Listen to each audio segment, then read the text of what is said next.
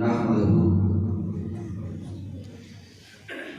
ونصلي ونسلم على سيدنا ومولانا محمد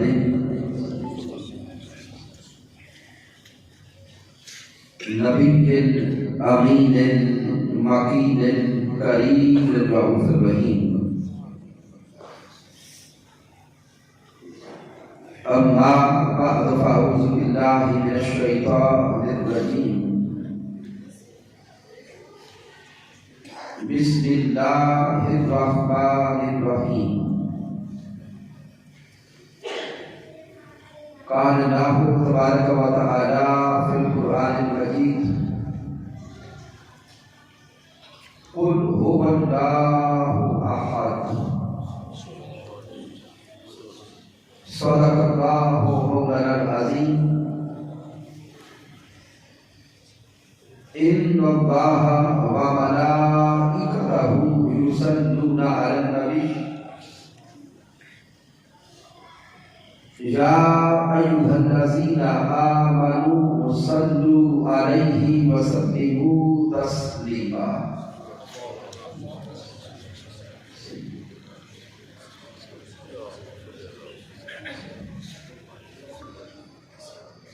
اللہ رب العزت کے توفیق سے اور تاجدار کائنات صلی اللہ علیہ وآلہ وسلم کے نعلین پاک کے رسول سے لیاقت پور کی اس خوبصورت جامع مسجد میں ہم ماہانہ درس عرفان قرآن کی اس بابرکت نشست میں حاضر ہیں.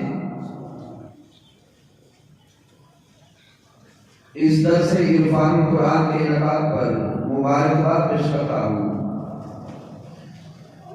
مسجد کی انتظامیہ کے تمام ساتھیوں کو، بالخصوص مسجد کے امام و خطیب جناب محترم حضرت علامہ مفتی محمود احمد سعیدی صاحب کو،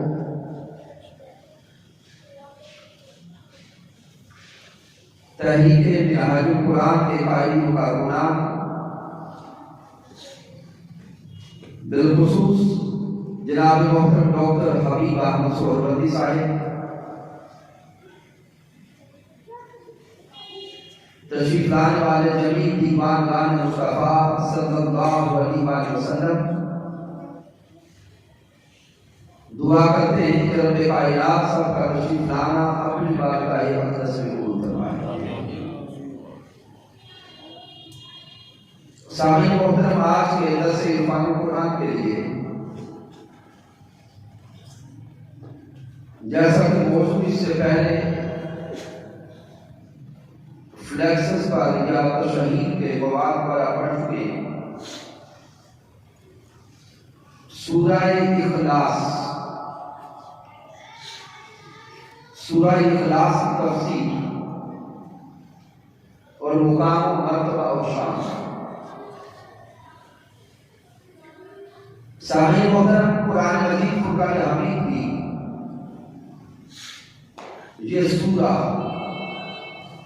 جسے سورہ اخلاص کہا جاتا ہے، الفاظ کے اعتبار سے مختصر ترین سورہ ہے.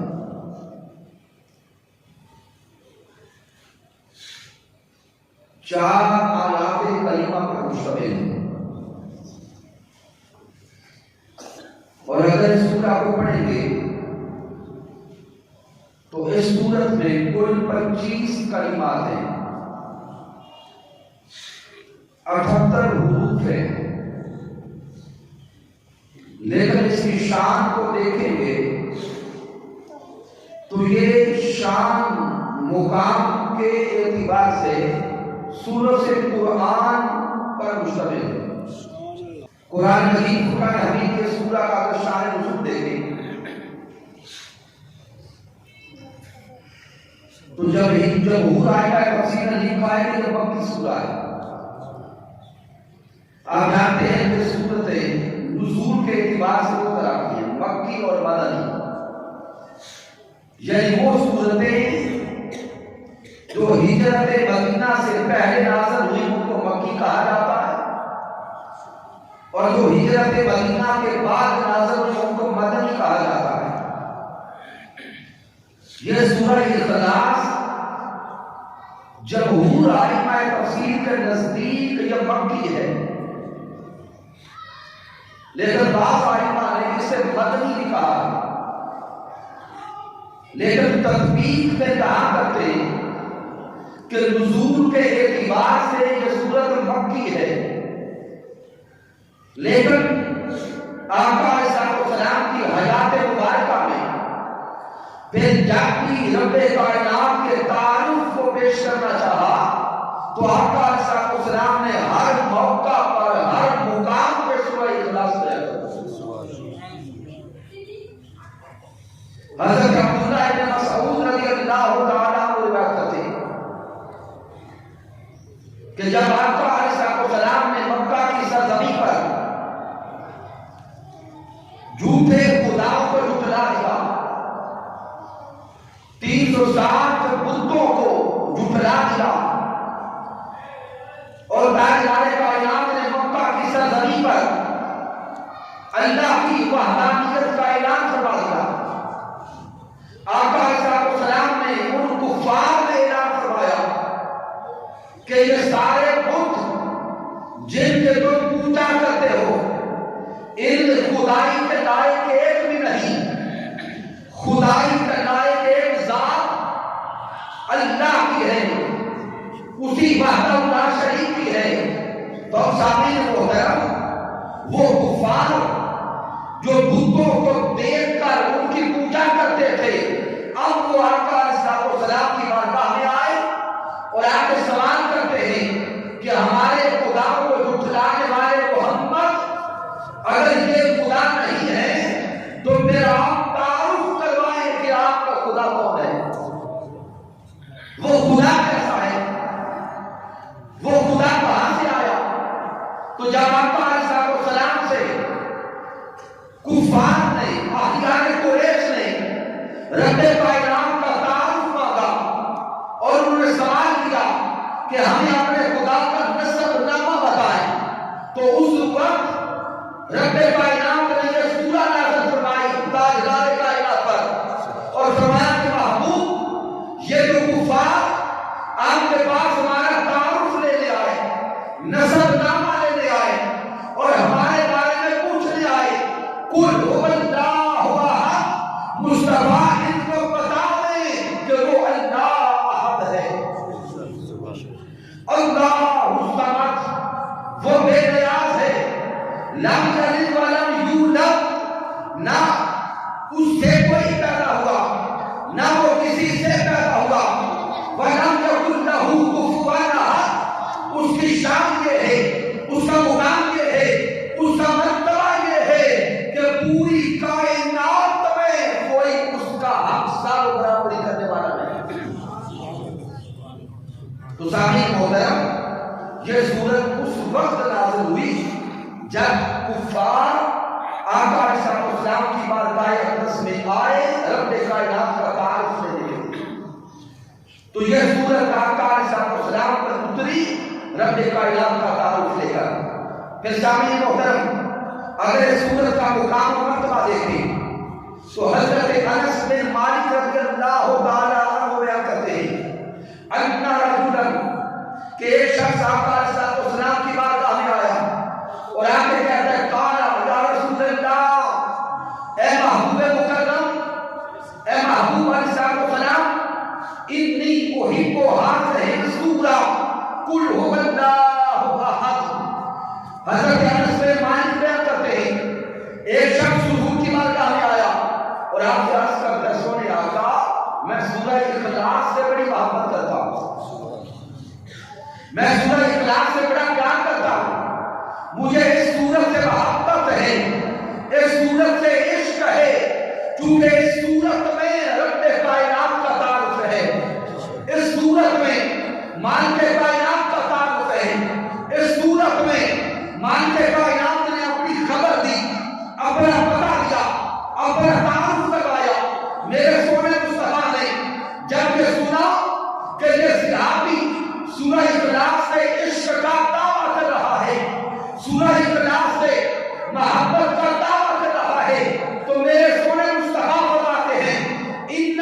ربک ایاہ ادخلک الجنہ. آقا فرماتے ہیں اگر تجھے اس سورہ اخلاص سے محبت ہے تو سن لے، اس سورت کی محبت تجھے جنت تک پہنچائے گی.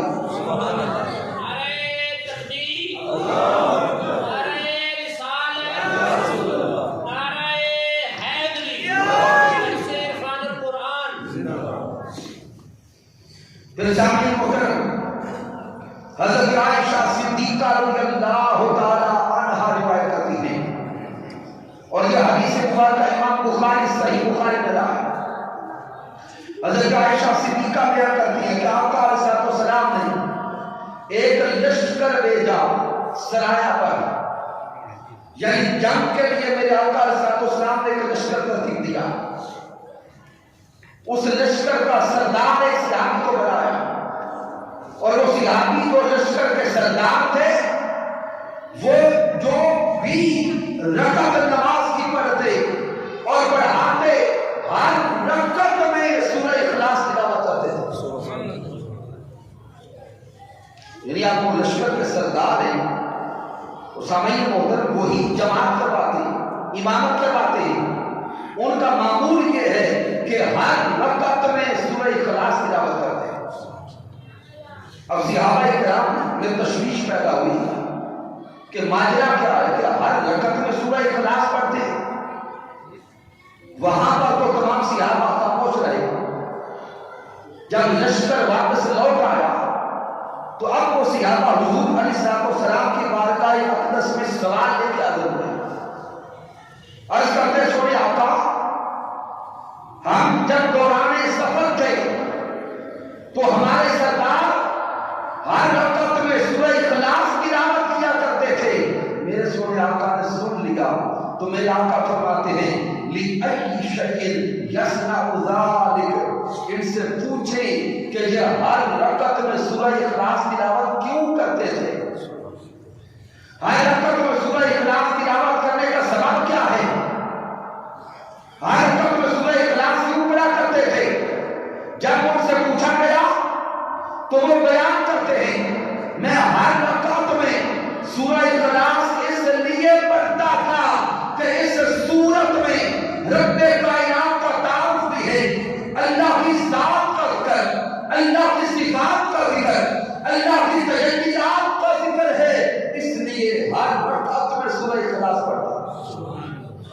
تو جب آپ کو یہ خبر پہنچائی گئی کہ ہر رکعت میں سورہ اخلاص تلاوت کرنے والا اس سورہ سے محبت کرتا ہے، اس سورہ سے عشق کرتا ہے، اس میں مالک کائنات کا تعارف ہے، اللہ کی ذات کا بیان، اللہ کی صفات کا بیان ہے، محبت کی وجہ سے ہر رکعت میں یہ سورہ تلاوت کر رہا تھا. اب میرے مصطفیٰ فرماتے ہیں اخبرہ ان اللہ یحبہ.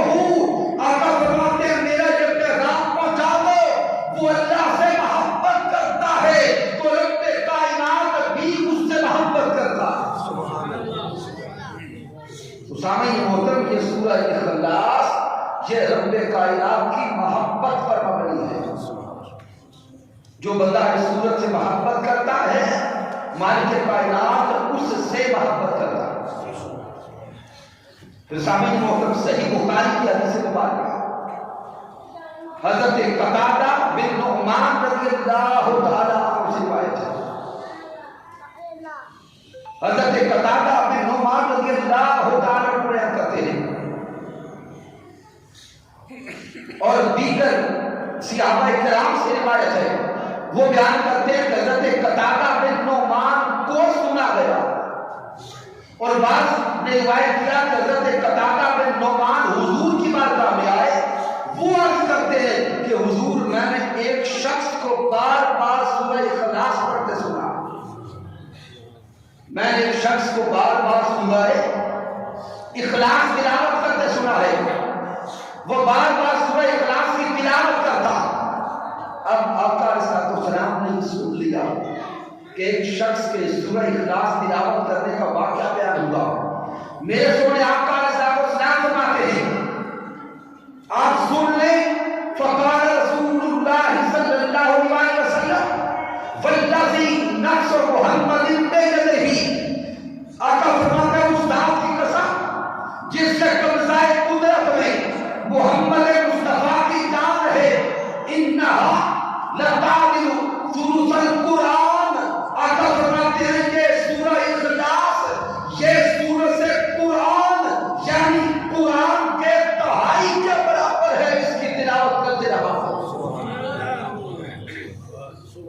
यानी शान के एतबार से, अजर के एतबार से और सवाब के एतबार से कुरान मजीद का एक दहाई सूरह इखलास है। अब इसके बाद इल्मी अब हास है कि ये सूरह इखलास दहाई कुरान के बराबर क्यों है। इसीलिए सामने मोहतरम जब हम किसी का फातिहा पढ़ते हैं तो फातिहा पढ़ने के लिए सूरतुल फातिहा के साथ कौन सी सूरत मिलाई जाती है? सूरह इखलास। कितनी बार पढ़ते हैं? 3 मरतबा।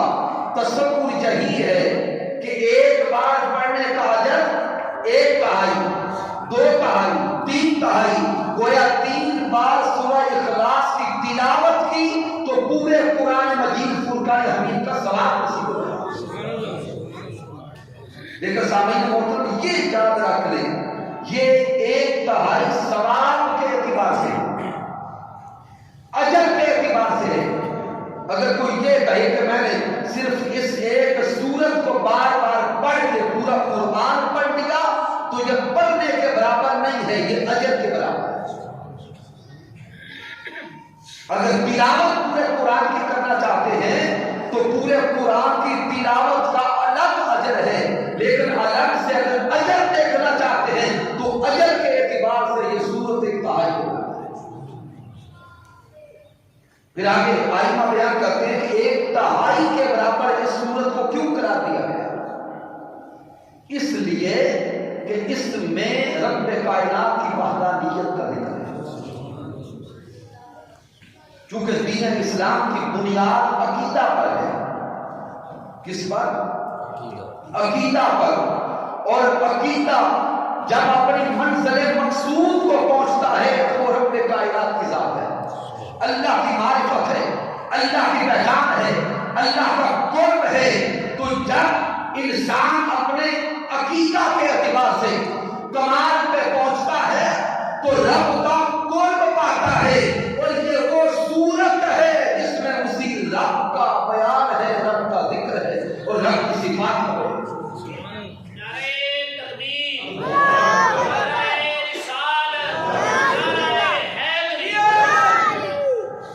फिर सामने होकर इस सूरत को सूरह इखलास क्यों कहा जाता है? इसी सूरत का दूसरा नाम सूरह तौहीद भी है। इखलास, अगर लफ्ज़ इखलास की तारीफ आप करेंगे तो लफ्ज़ इखलास की तारीफ यह है बहुत सी उलझी हुई चीजों में से खास शय को अलग करके उससे जुड़ जाना, ये इखलास कहलाता है। बहुत सारी उलझी हुई शुकूक व शुबहात वाली अशिया में से खास शय को अलग कर लेना, फिर उसके साथ तमस्सुक इख्तियार कर लेना, ये इखलास है। चूंकि ये दौरे जाहिलियत में मक्का की सरजमीन पर जो कुफार बसते थे उनमें नाज़िल हुई, उनके अकायद उलझे हुए थे, उनके अकायद में शुकूक व शुबहात थे।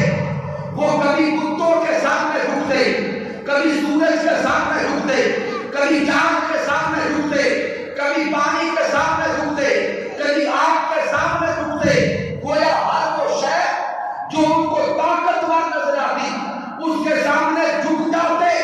उनके नजरियात में उलझाव था, उनकी फिक्र में उलझाव था, उनके तसव्वुरात में उलझाव था। जब सूरत नाज़िल हुई, इस सूरत ने उनके तसव्वुरात को उजला कर दिया, तखय्युलात को उजला कर दिया, फिक्र को उजला कर दिया।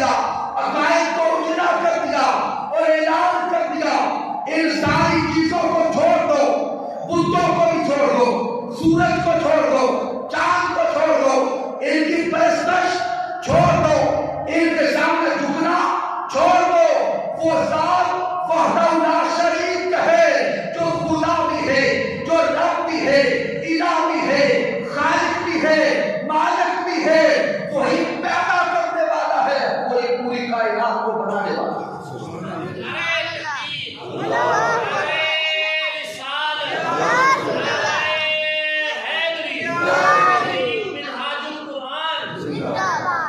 تو سامعین محترم، اس صورت نے آ کر اعتقادی الجھاؤ کو ختم کرنا اور عقیدہ توحید کو بالکل واضح کرنا۔ اب یہاں پر ذہن میں سوال پیدا ہوتا ہے کہ عقیدہ توحید کیا ہے؟ میں عقیدہ توحید کی طرف آنے سے پہلے اس کو اینڈ پہ اگر وقت ہوا تو لیں گے، نہیں تو اگلے درس سے قرآن میں لے جائیں گے۔ اب سورۃ الاخلاص کی پہلی آیت کریمہ ہے قل هو اللہ احد۔ اے محبوب مکرم آپ فرما دیں کہ وہ اللہ احد ہے۔ اب سامعین جہاں پہ سمجھنے اور سوچنے والی بات ہے، میں لفظ کل کو ابھی چھوڑ رہا ہوں، ہوبا سے اپنی گفتگو کو آگے بڑھاتے ہیں۔ یہ ہوبا کیا ہے؟ اگر علماء کی زبان میں دیکھیں تو یہ ضمیر ہے۔ ہوبا اس کا معنی ہے وہ، معنی کیا ہے؟ وہ، اور یہ ضمیر دو معنی یہاں پر دے رہی ہے۔ ایک تو یہ ضمیر شان ہے، دوسری ضمیر بعید ہے۔ ضمیر شان سے مراد کیا ہے؟ یعنی یہاں پر یہ ہوبا اس کی شان بیان کر رہی ہے۔ لفظ ہوبا کا معنی وہ، اب ذہن میں سوال پیدا ہوگا کون وہ؟ اگر فقط یہ کہیں کہ ہوبا ہوبا وہ، تو ذہن فوراً سوال کرے گا کہ کون وہ؟ تو پھر فوراً جواب آئے گا وہ جس کا پتہ کائنات کی ہر شے میں ہے۔ یہ ضمیر شان، وہ جس کی خبر کائنات کی ہر شے دیتی ہے۔ آسمان کو دیکھو تو اسی کی خبر دے رہا ہے، زمین کو دیکھو اسی کی خبر دے رہی ہے، تحت الثرى کو دیکھو اسی کی خبر، سدرۃ المنتہا کو دیکھو اسی کی خبر، پہاڑوں میں دیکھو اسی کی خبر، آبشاروں میں دیکھو اسی کی خبر، عالم حیوانات کو دیکھو اسی کی خبر، عالم جمادات کو دیکھو اسی کی خبر، عالم انسانیت کو دیکھو اسی کی خبر۔ ارے کائنات میں جدھر بھی دیکھو ہر طرف اسی مولا کی خبر ہے، اسی مولا کا پتہ ہے۔ اینما تولوا فثم وجہ اللہ۔ ارے جدھر دیکھتے جاؤ گے اسی کی پہچان ہوگی، اسی کے جلوے ہوں گے، اسی کی صفات ہوگی، اسی کا پتہ ہوگا۔ عرفاء کہتے ہیں کہ جگ میں آ کر ادھر ادھر دیکھا تو ہی آیا نظر جدھر دیکھا۔ تو یہ جو ہوبا یہاں پہ ضمیر شان کے طور پہ آ رہا ہے، یہ رب کائنات کا پتہ دے رہا ہے۔ ہر طرف وہی رب ہے، وہی اللہ ہے۔ اور شاید حضرت بابا بلے شاہ رحمان نے فرمایا تھا جے میں تینوں باہر ڈھونڈا تے میرے اندر کون سمانا، جے میں تینوں باہر ڈھونڈا تے میرے اندر کون سمانا، جے تینوں اندر ڈھونڈا تے پھر مقید جانا، اندر بھی تو ہے باہر بھی تو ہے تے بلا کون دیوانا۔ وہ یہی پیغام دیتے ہیں کہ اس ہوبا پہ غور کرو، ہوبا بول بول کے بتا رہا ہے ارے کائنات میں جدھر بھی دیکھو گے اسی مولا کی خبر ملے۔ لیکن سامعین محترم، یہ ہوبا یہاں پہ ضمائر منفصلہ میں سے ہے اور یہ بعید کے لیے استعمال ہوتا ہے۔ یعنی بعید کا معنی دور، بعید کا معنی عربی گرامر کو جب دیکھیں گے ہاذا بولا جاتا ہے قریب کے لیے اور ہوبا بولا جاتا ہے اونچا بولیں گے، دور کے لیے، دور کے لیے۔ باتیں سمجھ آ رہی ہیں؟ یہ موضوع آپ احباب نے چھڑوایا ہے، اب ذہنی طور پر حاضر رہ کر اس کو سمجھنے کی کوشش کریں۔ حاضر ہوتا ہے قریب کے لیے اور ہوگا ہوتا ہے بعید اور دور کے لیے۔ اب ذہن سوال کرے گا کہ یہاں ہوگا ضمیر شان تو ہے، ہر طرف اسی کے جلوے، ہر طرف اسی کی خبر۔ رب کائنات قرآن مجید میں فرما رہا ہے نحن اقرب الیہ من حبل الورید، بندے میں تیرے اتنا قریب ہوں کہ تیری شاہ رگ سے بھی میں قریب بستا ہوں۔ مالک کائنات انسان کی شاہ رگ سے بھی قریب ہے، لیکن یہاں فرماتا ہے هو اللہ احد، وہ اللہ احد ہے۔ اسے ایک سوال کرتا ہے کہ ادھر نحن اقرب فرماتا ہے میں قریب ہوں، ادھر ہوا کہہ کے فرماتا ہے میں دور ہوں۔ اب ذہن بار بار سوال کرے گا کہ کہیں فرماتا ہے میں قریب، کہیں فرماتا ہے ہر طرف میرے جلوے، اور کہیں ہوگا کے اندر اپنی دوری کا معنی بھی دیتا ہے۔ تو سامنے محترم یہاں نقطہ سمجھ لے، رب کائنات اپنی ذات کے اعتبار سے ہمارے قریب ہے، اپنی ذات کے اعتبار سے ہمارے قریب ہے، وہ اپنی شان کے اعتبار سے ہمارے قریب ہے، لیکن بندہ چاہے کہ میں اس مولا کو آنکھوں سے دیکھ لوں تو وہ ہماری آنکھوں سے دور ہے۔ کیا کوئی اللہ کو اپنی آنکھوں سے دیکھ سکتا ہے؟ بولے نہیں دیکھ سکتا۔ اگر کوئی چاہے کہ میں رب کائنات کو چھو لوں تو ہماری قوت ناقصہ سے مالک کائنات دور ہے۔ اگر کہے کوئی دیکھ لوں تو وہ قوت باصرہ سے دور ہے۔ اگر کوئی کہے سو کروں تو قوت شامہ سے دور ہے۔ تو سامنے محترم یہ ہوگا رب کائنات کی اس شان کو بیان کر رہا ہے کہ وہ اپنی طاقت کے اعتبار سے تمہارے قریب ہے۔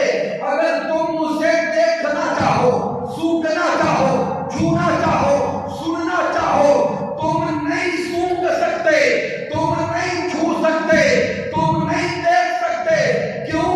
وہ ایسی شان والا ہے، خود تو قریب ہے لیکن تیرے حواس سے دور ہے۔ بے شک سبحان اللہ، تیرے حواس سے دور۔ یہاں پہ علماء تفسیر بیان کرتے ہیں کہ یہ بورے معنوی بیان ہو رہا ہے، یہ معنوی طور پر دوری کو بیان کیا جا رہا ہے کہ انسان کی قوتوں سے رب کائنات دور ہے۔ اور یاد رکھیں قوتیں تین طرح کی ہیں۔ ہم تو یہی جانتے ہیں نا کہ انسان کے حواس خمسہ ظاہری ہوتے ہیں، یعنی دیکھنا، سننا، بولنا، چھونا، سونگنا۔ ہم تو سمجھتے ہیں کہ یہ حواس خمسہ ظاہری ہے، لیکن اس سے آگے حواس خمسہ باطنی بھی ہے، پھر حواس خمسہ وجدانی بھی ہے۔ حواس خمسہ ظاہری وہ قوت باصرہ، قوت سامعہ، قوت لامسہ، قوت ذائقہ اور قوت شامہ ہے۔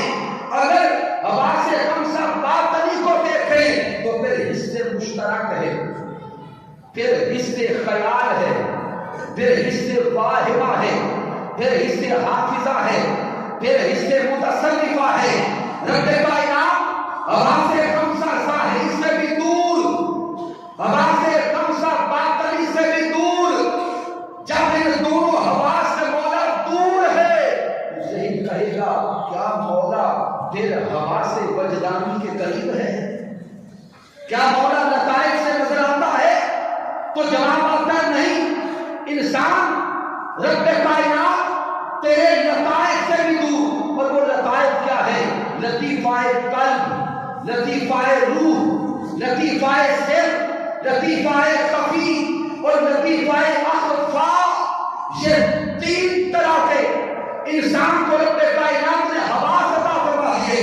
یہ ہوگا بول بول کر بتا رہا ہے ارے وہ مولا اپنی طاقت کے اعتبار سے، اپنی شان کے اعتبار سے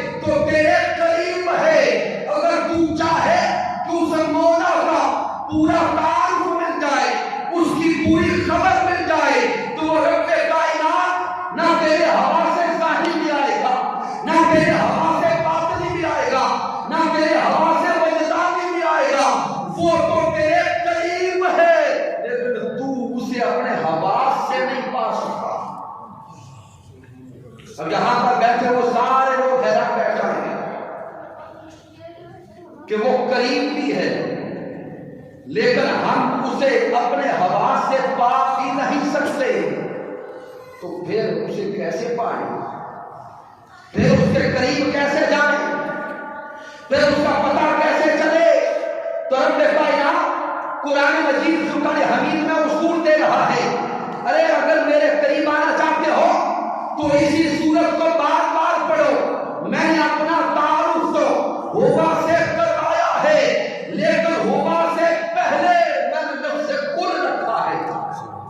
ہوبا سے پہلے لفظ کل ہے، یہ کل کا معنی کیا ہے؟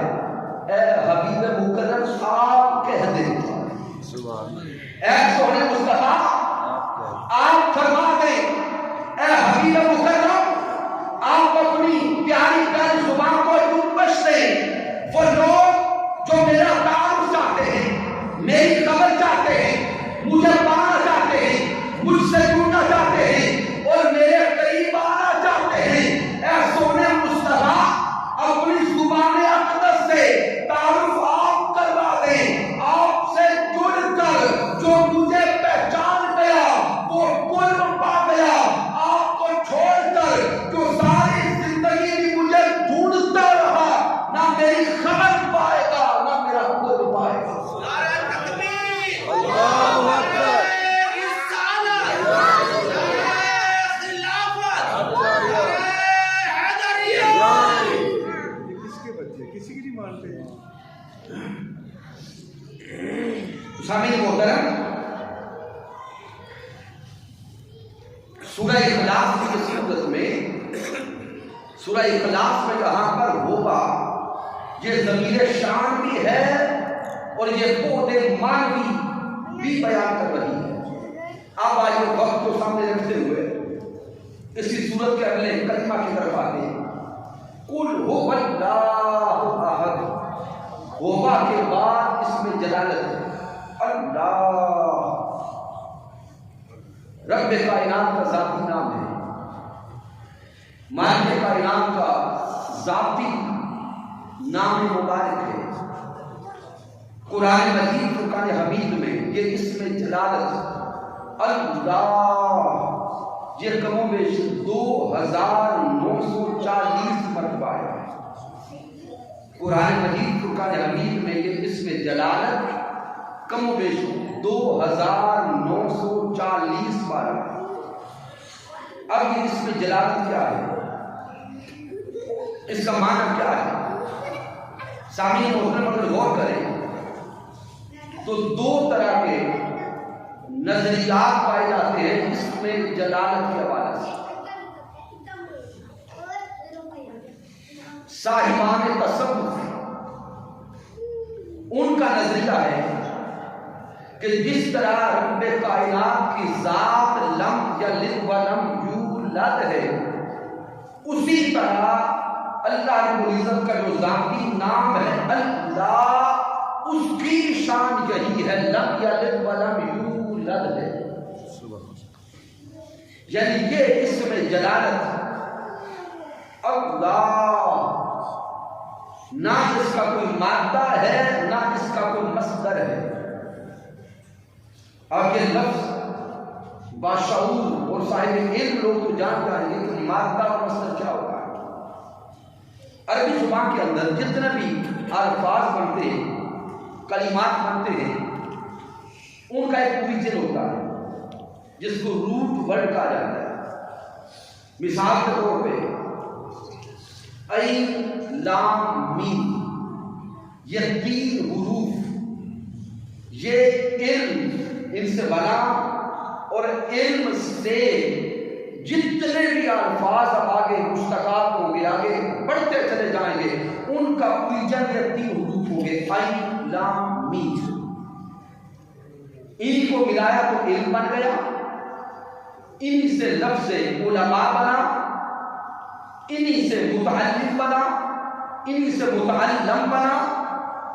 گویا علم کے اعتبار سے اب جتنے بھی الفاظ آگے بولے جائیں گے ان کا مادہ عین لام میم ہوگا. تو یہ مصدر ہو گیا، آگے مشتقات ہو گئے. جو صاحبان تصوف ہے، عرفاء ہیں، وہ کہتے ہیں کہ اللہ رب العزت کا جو ذاتی نام ہے اس میں جلالت اللہ، نہ اس کا کوئی مادہ ہے نہ اس کا کوئی مصدر ہے. جس طرح اللہ رب العزت کی ذات لم یلد ولم یولد ہے، اسی طرح اس کے اسم جلالت اللہ رب العزت کی شان ہے. پھر سامعین محترم، جو نحویین ہیں، یعنی گرامر پہ جو بحث کرنے والے ائمہ ہیں، وہ کہتے ہیں کہ یہ جو اسم جلالت ہے اللہ، یہ اصل میں الہ ہے. کیا ہے؟ الہ. الف لام اضافی طور پہ اس کو معرفہ کر رہا ہے.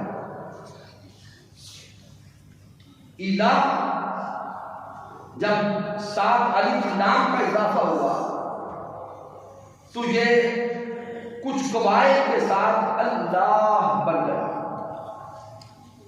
اسی طرح مختلف ائمہ نے بیان کیا ہے، لیکن میں وقت بچاتے ہوئے زیادہ باریک کا بحث کی طرف نہیں جاتا. لیکن اس میں مبارک ایک شان ہے کہ یہ لفظاً بھی کامل ہے، حرفاً بھی کامل ہے. اس طرح کے نام آپ کو کائنات میں نہیں ملے. مثال کے طور پہ لفظ خالد ہے، اگر پہلا خا ہٹا دیں گے تو اب آگے جو لفظ بچے گا وہ بے معنی ہو جائے. اسی طرح سینکڑوں نام اپنے سامنے رکھیں، جب ان کو توڑیں گے، جدا جدا کریں گے تو وہ بے وزن بھی ہو جائیں گے اور بے معنی بھی ہو جائیں گے. لیکن اللہ رب العزت کا یہ جو نام مبارک، اس میں جلالت اللہ ہے. اس کی شان یہ ہے کہ آپ جس طرح بھی حروف کو توڑتے چلے جائیں گے وزن بھی قائم رہے گا، معنی بھی قائم رہے گا. سبحان اللہ. وہ کیسے؟ اس میں اللہ، اس میں جلالت کی قائم ہے. اللہ رب العزت کی ذات کو دلالت کرتا ہے. اگر اس کے آغاز سے الف کو ہٹا دیں، کیا کہے؟ الف کو ہٹا دیں، پیچھے بچے گا للہ. کیا بچا؟ للہ. معنی ہے بس اللہ کے لیے. معنی کیا ہے؟ اللہ کے لیے. للہ ما فی السماوات و ما فی الارض. کائنات میں جو کچھ بھی ہے بس اسی اللہ کے لیے. اب سامعین محترم، پہلا جو الف ہٹایا تھا الف لگا دے اور پہلا لام ہٹا دے تو لفظ بچے گا الہ. کیا لفظ ہوگا؟ الہ. معنی ہے معبود، جس کی عبادت کی جائے. وَإِلَٰهُكُمْ إِلَٰهٌ وَاحِدٌ. تمہارا الہ، تمہارا معبود برحق وہی ہے.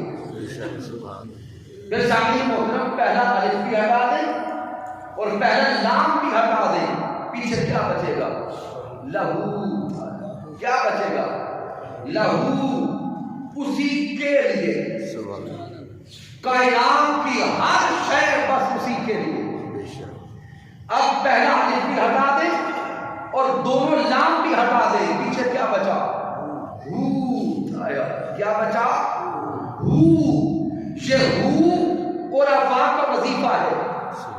یہ ہو اللہ والوں کا وظیفہ ہے.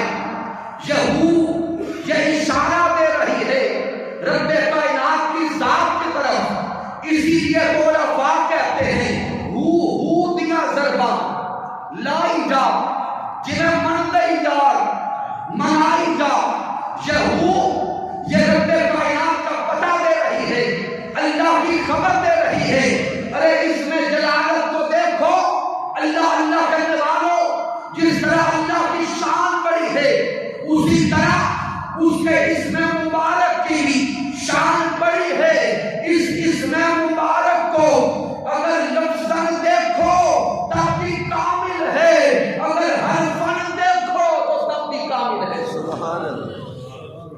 سامعین اس پوری کائنات میں اللہ رب العزت نے یہ فیض اگر دیا ہے تو اپنے محبوب کے نام محمد کو دیا ہے۔ اس پوری کائنات میں یہی فیض رب کائنات نے حبیب مکرم کے اسم مبارک کو دیا۔ جس طرح مالک کائنات کا اسم پاک لفظاً بھی کامل حرفاً بھی کامل، اسی طرح اسم محمد لفظاً بھی کامل حرفاً بھی کامل۔ جس طرح اسم محمد پر کوئی نقطہ نہیں ہے، جس طرح اسم جلالت پر کوئی نقطہ نہیں ہے، اسی طرح اسم محمد پر کوئی نقطہ نہیں ہے۔ جس طرح اسم جلالت پر زیر کی حرکت نہیں ہے، اسی طرح اسم محمد کے لیے بھی زیر کی حرکت نہیں ہے۔ تو اس پوری کائنات میں اگر رب کائنات نے یہ فیض دیا ہے تو حبیب مکرم ہے۔ اور اب سامعین محترم اگر اس میں جلالت کو پھر دیکھیں، توجہ کریں، غور کریں اور اس میں ڈوب جائیں اور عاشقوں کی طرح اس میں مست ہو جائیں، یہ اسم اللہ، اسم جلالت، یہ رب کائنات کی ذات کا علامہ ہے۔ یہ اسم بامسمہ ہے، رب کائنات کی ذات کی خبر دیتا ہے۔ اور سامعین اختتام پہ آتے ہوئے اب غور کریں، آخری جو کلمہ ہے عیسیٰ مبارکہ کا وہ ہے احد۔ کیا ہے؟ قل هو اللہ احد۔ محبوب آپ فرما دیجئے کہ وہ اللہ احد ہے، جہاں پہ واحد نہیں آیا، اور اس کا معنی ہے یکتا ہونا۔ کیا معنی ہے؟ یکتا ہونا، ہر اعتبار سے یونیک ہونا، منفرد ہونا، یکتا ہونا۔ لیکن جب اردو میں اس کا ترجمہ کرتے ہیں تو عرف عام میں ترجمہ یہی کیا جاتا ہے کہ وہ اللہ ایک ہے۔ اب سامعین محترم رب کائنات نے اپنے لیے قرآن مجید میں واحد کا لفظ بھی استعمال کیا ہے، احد کا لفظ بھی استعمال کیا ہے۔ میں کم وقت میں اگلے جملے دینا چاہتا ہوں کہ واحد رب کائنات ایک ہے۔ جب کفار کے سامنے مالک کائنات کا ذکر کریں گے تو رب کائنات کو ایک کہیں گے۔ کیوں؟ وہ کفار ایک سے زائد خداؤں کو ماننے والے ہیں، ایک سے زائد خداؤں کو ماننے والے ہیں، لیکن جب اپنے بیٹھ کر رب کائنات کا ذکر کریں گے تو اپنوں میں رب کائنات کی شان احدیت کا بیان ہوگا۔ اپنوں میں اللہ رب العزت کی شان احدیت کا بیان ہوگا۔ کیوں؟ اس میں مبالغہ ہے، اس کے اندر کیا ہے؟ مبالغہ ہے۔ رب کائنات کی ذات کا حقیقی تعارف اس کے اندر ہے کہ وہ صرف ایک نہیں، وہ یکتا بھی ہے، وہ منفرد بھی ہے، وہ یونیک بھی ہے، وہ بے مثل و بے مثال بھی ہے، اور کائنات میں بے مثل و بے مثال بنانے والا بھی۔ اس لیے اس کو احد کہیں گے۔ اب یہاں جان لیں کہ اپنوں میں جب رب کائنات کی ذات کا تعارف کروائیں گے تو احد کیوں کہا جائے گا؟ اس لیے کہ ہمارا عقیدہ ہے اللہ واحد نہیں۔ کیوں؟ واحد میں آگے کئی قسم کے ہوتے ہیں، واحد عددی، واحد جنسی اور واحد نوعی۔ میں صرف واحد عددی آپ کو سمجھاتا ہوں، آگے آپ سمجھ آئیں گے۔ عدد یعنی کاؤنٹنٹس کے اعتبار سے، میتھمیٹکس کے اعتبار سے ایک کی تعریف کیا ہے؟ واحد۔ ایک کی تعریف کیا ہے؟ علماء بیان کرتے ہیں نصف الاثنین، نصف الاثنین یقال لہ الواحد، دو کے آدھے کو ایک کہتے ہیں۔ دو کے، یہ بولیں گے رسمائٹ کرنے لگا ہوں، دو کے آدھے کو ایک کہتے ہیں۔ تو سامعین اگر واحد عددی مانا جائے تو پھر ایک سے پہلے توجہ کریں، دو کے آدھے کو ایک کہتے ہیں، گویا دو تھے اس کو نصف کیا تو ایک بنا، تو ہمارے نزدیک تو یہ شرک ہوگا۔ پہلے دو کو مانا، دو میں سے پھر ایک کو مانا تو یہ شرک ہو گیا۔ اس لیے ہم رب کائنات کو حق کہتے ہیں، یکتا کہتے ہیں، لیکن جو واحد کا صیغہ آیا، جو واحد کا کلمہ آیا، وہ بتانا تھا غیروں کو، کفار کو، لیکن جب اپنوں میں بیٹھ کر عقیدہ پہ بات کریں گے تو پھر اللہ کو ایک نہیں احد مانا جائے گا، کیونکہ وہ دو کا آدھا نہیں ہے، وہ اپنی ذات میں احد بھی ہے، یکتا بھی ہے، منفرد بھی ہے۔ اس لیے رب کائنات کو ماننے والوں، ہم نہ تو مولا کو واحد احدی مانتے ہیں، نہ واحد جنسی مانتے ہیں، نہ واحد نوعی مانتے ہیں، ہم یہ مانتے ہیں وہ ایسا وحدہ لا شریک ہے، وہی خالق ہے، وہی مالک ہے، وہی رازق ہے، پوری کائنات سے پہلے وہ تھا، کائنات مٹ جائے گی تو وہ رہے گا۔ سامعین محترمات، گفتگو کا اختتام جہاں پہ کرتے ہیں، اگلے مہینے میں اللہ اور اس کے محبوب علیہ السلام نے چاہا تو پھر اسی صورت کو آگے لے کے چلیں گے۔ رب کائنات کی بارگاہ مقدس میں دعا کرتے ہیں کہ اللہ رب العزت ہمیں حقیقت توحید سمجھ کر پھر اس پر عمل کرنے کی توفیق عطا فرمائے کہ محمد سے وفا تو نہیں تو ہم تیرے ہیں، یہ جہاں چیز ہے کیا، لوح و قلم تیرے ہیں، وما علینا الا البلاغ المبین۔